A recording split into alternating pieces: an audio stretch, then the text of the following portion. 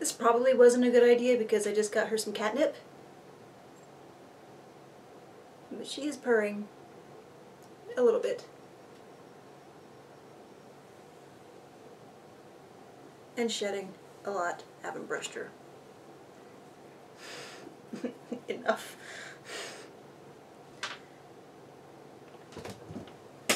So, if you follow my social media accounts, you know that I put a bunch of dolls together and posted pictures of them. On Friday, I just impulsively pulled out my box of bodies here, and the box of heads, and even the box of body parts that I keep in here along with the... This is generally the box of dolls who I'm not necessarily going to break down and reformulate into other dolls, but I might not do anything with them, or I might repaint them or reroute them. I'm not sure yet. But this also is where the spare parts are. So I just started seeing what I could make. Actually, there's a big pile on the ironing board back there of the dolls who I still need to do stuff with their hair or touch up, do paint things to them. So hopefully I'll have things next week to show from the stuff I did started last weekend. But like I said, these just a lot of odds and ends. Some of it was heads that people like Flo had sent me that I finally got onto bodies. Like one of the heads he'd sent was a Leah sculpt. I don't know who she was originally. Barbie that he rerouted with yellow yarn hair. And she's pale, but not a pinkish pale. And I finally realized that that head matched very well one of the Disney doll bodies that Eric had sent.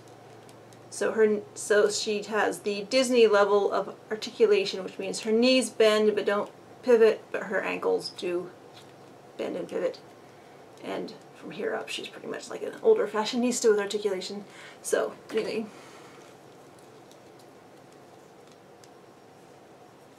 And this hair is so much fun to play with. I like it loose and big and fluffy, but it made this nice messy bun without a whole lot of bulk, like regular hair fibers would.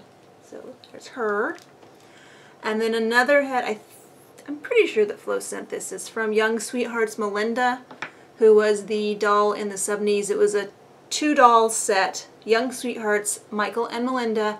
Those were Mattel's first articulated bodies. I think they came out, copyright 76. I'm not sure if they were released in 76 or 77. But they had full articulation. Like, it's their bodies are what the Barbie and Ken gymnast bodies are based on, except Michael and Melinda had underbust. I know Michael has underbust. I think Melinda did too. I haven't had Melinda's body for a while. And they had wrist articulation and they had ankle articulation. They did, however, only have knees that bend without pivot, but still. Also, they had the necks were articulated at the bottom and the head went on top just to turn. It didn't tilt like this. So this is a variation on the Michael Melinda bodies. This one has the 93 copyright, but the Kens I think still have the 76 copyright. Anyway, so dolls from that era were very peachy. And I didn't think I had any bodies to match Melinda's very peachy head. But I did realize that an articulated fashionistas from, you know, like 6-8 years ago in the Raquel tone, that's what it's called, it's the quote pale unquote tone, is kind of peachy. It's not as super peachy as Melinda's head, but it's pretty close. So that, I think, works pretty well. And one of her eyes is mispainted. It's the eye on this side. I don't know if you can tell. It's like the paint is not really solid on the iris, on the outermost edge of the eye. So I might repaint her. I might touch up her eyes. I might make her eyes a different color. But I don't know. I think that the bad eye paint gives her some personality, maybe.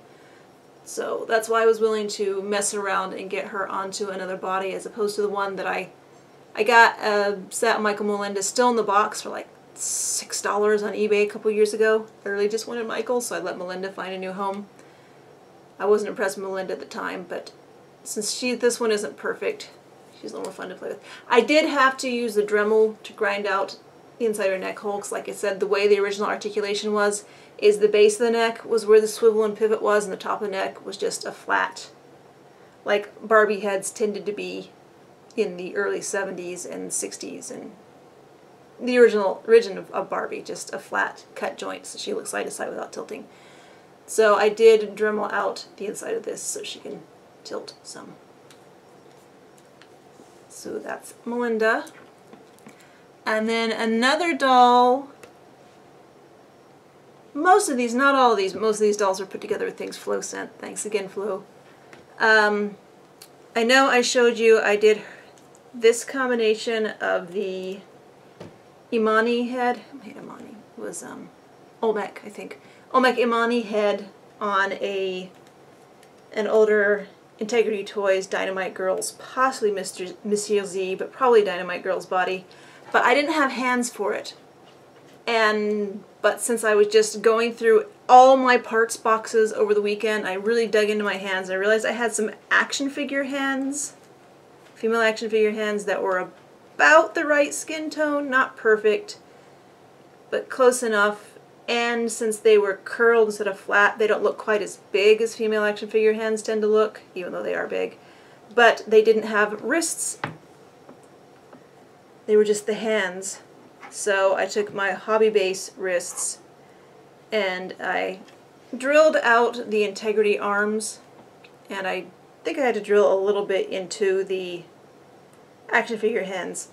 And you see the wrists don't match, but they work fairly well. I need to put a little more Teflon tape. The problem is things like this, the Hobby Base joints made in Japan and a lot of action figure parts designed in Asia, they're metric, but since I'm here in the US, my drill bits are imperial, so stuff doesn't quite match up. I went on eBay to see if I could find a metric drill bit set for cheap, and I couldn't, at least not. The search that I had, I'm going to keep looking. But the nice thing about the way this is attached now is not only can it do this and that, but it can also do this. So you can get a little more subtle hand movements. A lot of action figures started having joints like this once upon a time. So that's one of the things that would have made Made to Moves better, is if they had this kind of hand, but that's okay. So she got hands. And other things that Flo had sent was a super, is it called Super Doll Night Rika-chan, or Super Doll Rika-chan, or Super Night Rika-chan. It's an anime based on the Takara Rika doll, Rika. And there was an action figure made for it, which I'd had one of these ages ago, and I shrunk an Obitsu head and put it on it. And then, of course, as with all my doll things, she found a new home. Not all, but most of the as many dolls that I have now, I don't know how many hundreds I've set off into the wild over the years. So Flo was inspired, and he took the Super Doll Night Rika-chan body and shrunk a Mattel Disney Ariel head and put it on it. And it looked good, and it needed hair and paint and such, which would be fun. But I was looking at the Little Kittles head he sent and thinking, you know, I think that might look good on that body, and it does. I don't know if she's going to stay here. I don't think I had to do anything. No, I didn't have to do anything to get this head on the body. Although, when I took the Ariel head off, and when you shrink a head, it loses the plasticizers, so that means it's not squishy, and it can be pretty hard. Even when you boil it, it gets soft, but it was harder than the neck pegs connection. So that broke out, so I globbed some super glue in there. Not super glue. Some hot glue in there, and then I put the head on. So it doesn't need a modification if I hadn't broke it to begin with, so it was improvisation modification. So that's her. I need to work on her hair. It still has this great original curl to it, but it is so dry and dull. And I don't know where I'm going with this, but that's where she is now. Another child doll that Flo had sent was this, the head was on this body. And I feel like I should know this logo, but I don't. And I've been meaning to take a high resolution picture of it and post it around places to see if anybody recognize it. I'll wave it here. I have a feeling if you recognize it, you will recognize it. I cannot tell what it says. Like I said, maybe post a high resolution photo eventually to see if other people can figure it out. I can't even tell which side is up.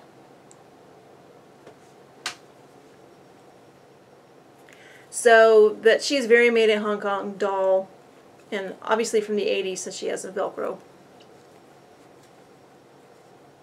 But I thought the head might look cute on a larger body, but not an articulated body. I have some bodies from the Mighty Morphin Power Ranger dolls from, I don't know if they're from the late 90s or early 2000s. I'm not really a Mighty Morphin Power Rangers person, sorry. But these dolls' bodies are, they're not action figure bodies, the ladies, the gals, Yellow Ranger and Pink Ranger. They're more like vintage Leica bodies, but not. A month or so ago, I saw like a vintage toy ad image of a doll who had that body. I want to say it was a Matchbox doll, but every time I've looked up the Matchbox Lesnay dolls, it hasn't been that. And I know it's not Mego because the unarticulated Mego body is very distinct and it's not this. But anyway, so the head from this body, I put on that body. And this is her. And she's just so unimpressed with what I've done. The thing about this body has the neck knob articulation for the head, but the knob was smaller than this one. So to get it to fit, oh look, I broke it off. There's a big blob of hot glue that I put on the top of the neck because I knew it wouldn't stick, but it's enough to bulk it up so that she can kind of hold her head in place. She may be a little floppy, but not too bad. So that's another Flo doll. And then I got out of working with the dolls that Flo sent, although this head on the next one is one that Eric sent.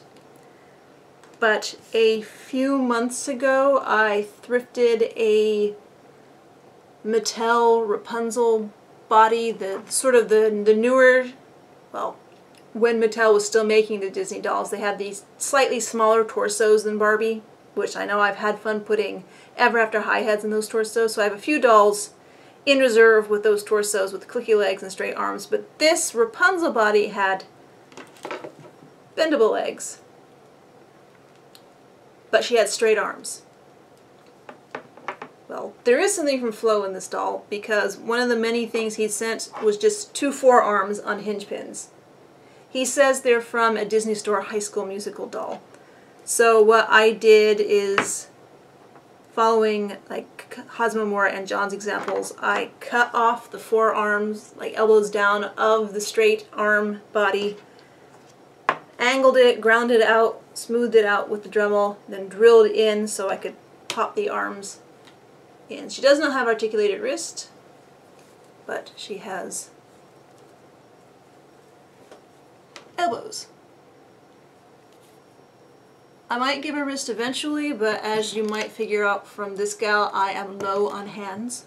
So I got this body put together, and it is a little bit smaller than a regular Barbie-sized body. So since Mari is supposed to be a teenager, I put her on this because I think she's more suitable. I did have her on a modern fashionista, articulated fashionista's body, but it's just, she's a teenager. I like her on this body. And I challenged myself to dress her in nothing that I made. So this is thanks to Sarah Longshore. This was the jacket was on the Gabby doll she sent. The shirt is thanks to Haybug that was on the Maiden Moon Mountain Climber she sent. I think Queen of Squids sent me the belt. I thrifted the skirt, but it is I'm pretty sure it's genuine Barbie, even though it does not have a tag. Of course, these are from Daisy Dress Fashionista, and this purse is actually from a Kern doll. But it's that rear thing, nothing I made. I made her dress, and I made her dress, and I made her shirt, and I made her, they're actually stockings, they only go up to about there, but I made them. And I made her skirt. This is from Love to Knit Doll Clothes on Etsy, but. And then the last doll is still evolving. I had her on this body. Well, originally, when I did this, customized this Pocahontas head, I sculpted hair for her and repainted her face and put her on a made-to-move body. But for some reason at the time, this face was not clicking with me. I was not happy. Battery died. I heard it click this time. It's not like last time the batteries have died where I talk for 5, 10, 20 minutes before I realized that the batteries died. So anyway, I wasn't really happy with this head when I first customized it. I sculpted hair and I painted her face and I just didn't click. So she had been on a made-to-move body.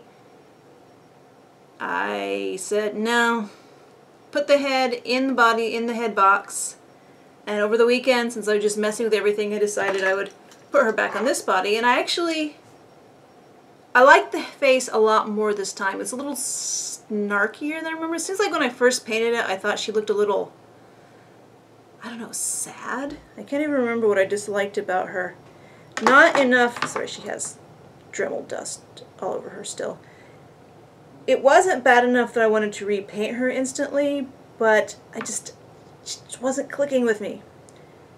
So I put her away and I got her back out over the weekend, and she just seemed a little more attitude than I remember her having. So I didn't mind having her on this body, although since the head is from an older doll, the neck's slightly larger on Superstar dolls. So the head, the neck, I think I even put it in boiled water to try to shrink the neck opening a bit, but it was still just a little bit floppy on this neck. But I was happy with her on here, so I started messing with another body, and I wasn't thinking about this doll being with. I don't know if you remember a few months ago, I had thrifted I think she's called Perfectly Pink Teresa from the 90s. It was on a body like this, and I was showing you the body in the video, and the knee went, and I said, uh-huh, that's weird, and then that night the knee just cracked apart. Well, so I still had that body. One leg was, the knee was missing completely, and I still had the other one, but I went ahead and cracked off the other knee. And so I had the body from here up. And I started thinking, well, I had some legs in this skin tone, the body was actually darker than this, as you'll see in a moment. And I thought, well, can I get these legs onto this body? Because I had just legs. I don't remember what had happened to the rest of the body. She might not even have had articulated arms, and it might have been one of those where I was going to do a leg swap, take the good legs off and put them on another body, swap them, but the hip pins broke. I don't like that. I don't know why I had just this set of legs. But this kind of leg is on this sort of pressure fit ball joint. So it snaps into place. These legs are on, yeah, this is an old one. They're not on elastic, they're on this rubbery, black rubber bit. Now, one option to get these legs into this body was to cut apart the black rubbery bit and take it out and take out the legs, and then take this kind of leg, drill a hole all the way through them, and then put a metal rod or a piece of sprue all the way through and glue or cement that in place. And then I could run elastic around it and string it on here with elastic. The thing is, this isn't the most solid friction type of fit on the rubber, but it's more stable than elastic when elastic. No matter how much elastic and as heavy elastic as possible I run through legs like this, And even when Mattel makes them with the elastic instead of the rubber dog bone, I didn't start calling it a dog bone. Some customizer in the early 2000s called it a dog bone. So to me, it's a dog bone. So when it's just, even when Mattel does it, it's not as secure. So I decided I wanted to leave the rubber dog bone in the broken body and get the other legs on. Also, as I just showed you, these legs can do this. These legs, that's as far as they can go. Now there is a notch at the top of these legs, so I suppose I could have drilled through there, put the sprue through, and then like carved a notch into the top, and that would have simulated that, but I decided that was too much work. I decided what was not too much work was to cut these legs off right here, like at the very narrowest point. Cut these legs on the spare legs at the same place, and then meld them together. Graft is the word I've been using. First I thought I could just fill the leg cavity with epoxy putty, put that together, and then use the melted acetone goo, hard plastic melted in acetone goo to fill in the gaps. But I could not get a secure connection with the epoxy. So what I actually ended up doing was just holding the cut leg pieces together and just going straight for the acetone goo and putting that on, and then I actually stuck her upside down in a pencil cup, because when I was laying her down, things were like sliding out of place. So I stuck her upside down in the pencil cup for the acetone goo to cure, and then I put another layer on to try to smooth out the gaps. And then the next day I like dremelled off the big chunks and hand sanded it, and I also went ahead and ground out. So one of the problems with these arms is this is all the closer to the body they can come. As you can see, these arms can come a lot closer. That has to do more with this part of the arm. It's just a little bit thinner than this, and not as much to do with this part of the body. I mean, one thing you can do is grind out this side of the body, but all I did on the body I'm working on and going to eventually show you was I ground out right under there so it could come a little bit closer. I mean, you could probably grind out some more under this and get it to come even closer to the body, but I didn't worry about it coming too close because cloth gets in the way when you dress them. And I also took out a little bit above the elbows so she can get a little more forward range of motion when the elbow. When you move it at the side, it's no different. When John does these modifications, he takes out a lot of plastic, and the dolls can move a whole bunch better, but you know me and I'm always in a rush. But anyway, here she is, and I will strip her so you can see what I've done to her. But like I said, my first thing I was happy about is that the head doesn't flop around. Since this epoxy is kind of heavy, I mean, it's not as heavy as the head full of hair a doll originally had, but so that made me happy that her head's not floppy. And then I think you might be able to tell that even with the shirt on, her arms are a little closer into her side. But you want to see the work. I did make this shirt from cloth that Alejandra sent. Thanks again.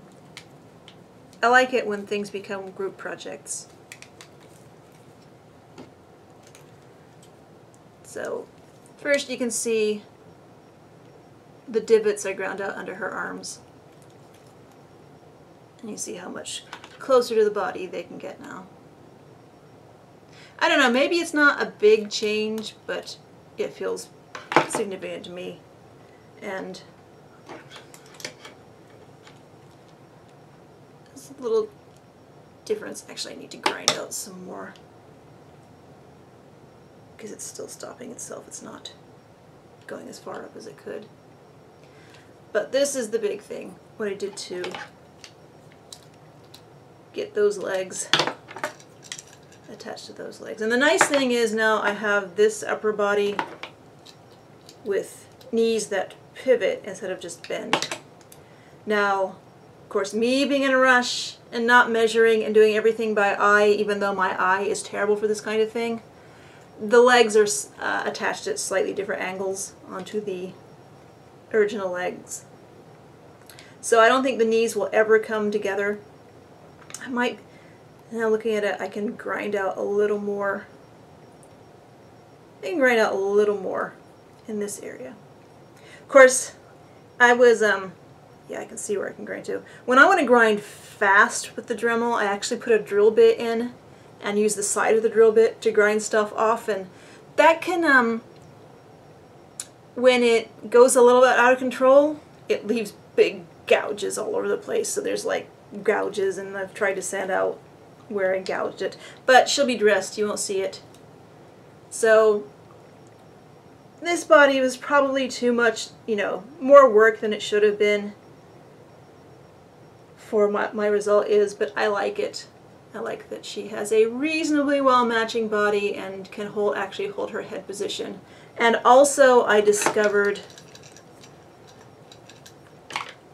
you know, this body, I always thought of the gymnast body as being super tall, but it's just she has weirdly long legs. I mean, technically she is, because she would be wearing a 3-foot heel and she's flat foot, so this body would be 3 inches taller. But really, shoulder to shoulder, I've been talking too much. They're about the same height. So I was happy to discover that once I got this one put together, if you get the heels lined up, she's actually significantly shorter. I mean, when you line up the heels, she's super duper shorter than the gymnast body.